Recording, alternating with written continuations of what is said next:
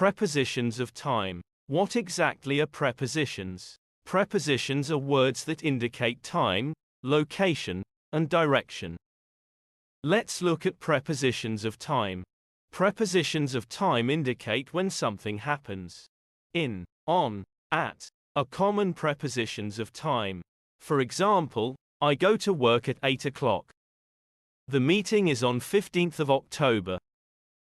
At is used with clock times or for a precise time.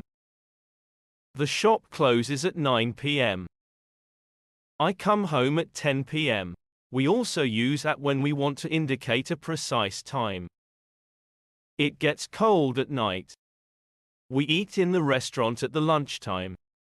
On is used with days of the week. Her birthday is on Monday.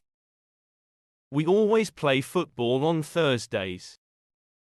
We also use on with dates. We have an exam on November 2nd. Her birthday is on September 16th. In is used with the time of the day. I go to gym in the mornings. It will rain in the afternoon. We also use in for months and years. My university starts in October. He graduated in 2020. In is also used for seasons. I visit my parents in summer. We go to snowboarding in the winter. Now, let's practice what we have learned.